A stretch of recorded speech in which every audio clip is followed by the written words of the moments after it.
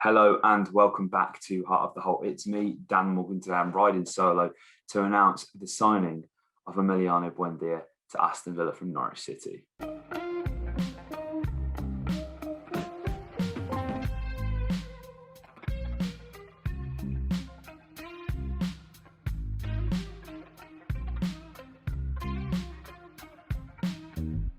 I can't believe it. Aston Villa have got their man.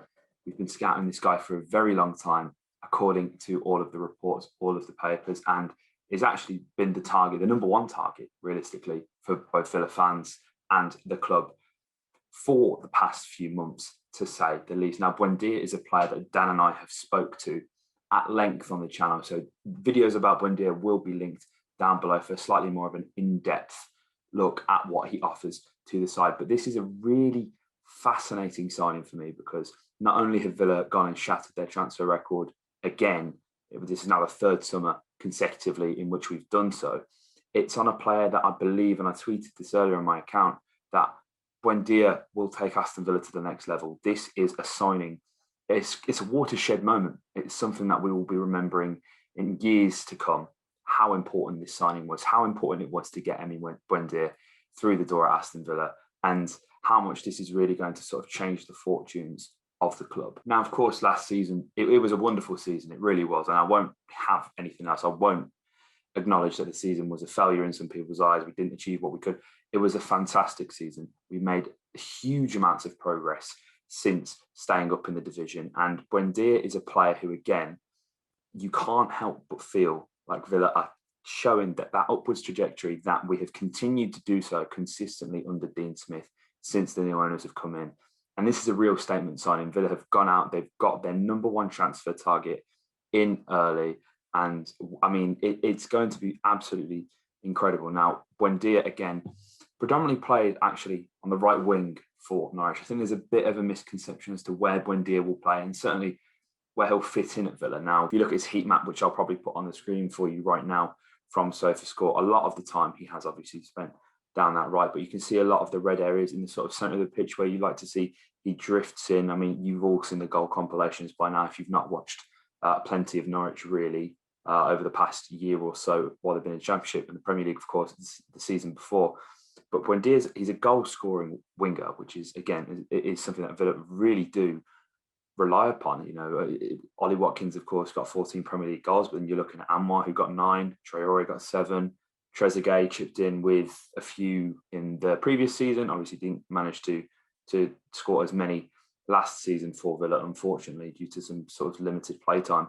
But I mean, Buendia, 15 goals, 15 assists last season for Norwich. They got promoted and won the league very convincingly. Buendia was created the fourth most amount of chances in the Premier League before Norwich got relegated in our first season when we returned. He was up there with Jack, with Trent, with Kevin De Bruyne, and he stayed with Norwich, and it was I don't want to say a brave decision, but I think it was certainly a smart one because you never really know what could happen to the sort of value of a player. Whether Buendia was maybe a flash in the pan or not, which of course he hasn't. He's proven not to be that for Norwich, and if anything, staying at Norwich for that extra season, which is his third, kind of added more to his transfer value, and help him just adjust to England more. And I do really feel like this is going to be a seamless transition for Aston Villa. But then that begs the question: where will Buendia play? Again, we've alluded to he is predominantly played on the right for Norwich City. We've seen him play on the left a few times. There's people who think he may be playing in that sort of number 10 position. I find it hard to believe that Villa are in the market for a right winger specifically to replace Bertrand Traore, of course, who came in for around that sort of £17 million mark last summer. And in my opinion, has had a very good first season with plenty more to come from him next season. And although Buendia, as again to refer to the heat map from SofaScore, is having and receiving a loss of the ball, certainly in the centre of the park, that doesn't necessarily, for me, it doesn't reflect on where he necessarily plays, where he starts, or sort of where he would play for Villa. If anything, I can see Emi playing on the left-hand side of the midfield. Of course, I think Villa look much more solid at 4-2-3-1. I think we've seen recently with Marvelous Nakamba how good he had been defensively sort of to the back end of that season.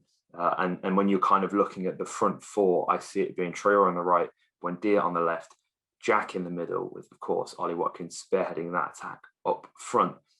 But again, Buendia's strongest position is on the right, so could he be replacing Traore? I'm not too sure. But again, a kind of point that I'm always, I'm always sort of barking, commanding this on a podcast, that Villa need to be a lot more flexible when on the ball and kind of have this sort of intuition on the pitch to kind of swap wings and stuff. I think for me, the biggest sort of example of this was West Ham at home and how they were absolutely all over us.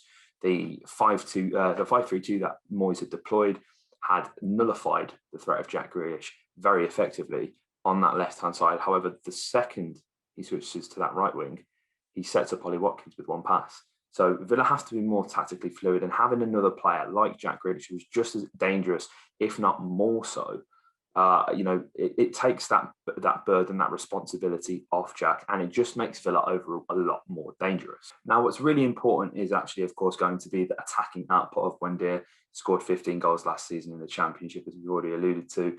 He's averaging 2.8 shots per 90 for Norwich City last season, with a shot on target on average per game, which is really big and impressive. But as well, of course, the contributions that he will make to the attacks. He's created 18 big chances last season for Norwich, with 38.1 accurate passes per game. Again, really vital. He's good at keeping the ball. He's good at receiving the ball. He's good at delivering the ball. And specifically as well, first half passes averaged about 10 last season with an 85% success rate, which is, again, when you're seeing the wingers in their own half defending, coming to look to, drop deep, bring other players into the game as you kind of play in that sort of transitional based game. It's good to see that he's got a very strong pass success rate. I think, again, that is something you could probably criticise Bertrand Traore for, is the sort of the decision making within Villa's own half, certainly when they're looking to sort of break out in transition, hasn't always been the best. So it's good to see that there's such a high percentage of accurate passes within Norwich's own half, I guess. But as well, he's averaging 2.4 tackles per game, 1.1 interceptions per game, very rarely loses possession when he's on the ball as well. He's, of course, not had an error that has led to a shot or a goal either, which you don't really seem to expect from your wingers. But, he's averaging 1.6 successful dribbles per 90, winning a fair amount of duels as well, around 7 with that. So his overall game is genuinely phenomenal. And he's 24 years old, Argentinian, first call up to the Argentina squad while we're getting this deal done. Shout out to Agent Martinez for helping get this one over the line. But this is genuinely, I feel like Villa fans already know we've wanted this guy for so long. And just shout out to the Norwich fans as well, because they've been a class act over all of this. It's going to be, without trying to sound condescending and patronising, you really feel for them losing their best player. And hopefully that is something that, I'm sure they're all players have a fantastic scouting network. However, the way they've handled themselves has been absolutely brilliant. A credit to the club, a credit to the city, and it's a credit to the player that Buendia is as well. He's going to take Aston Villa to the next level, and I cannot wait to finally be able to see him at Villa Park with you guys next season. If you enjoyed this video, please hit the like, comment your thoughts below on the signing. I really am interested in hearing what you guys have to think about this transfer. And of course, if you've not subscribed, please do so. This is our first transfer announcement of the summer window, hopefully with a few more to come. So you want to make sure you are subscribed with that bell notification hit so you never miss an upload from us here at Holte. Like, comment, subscribe, and up the Villa.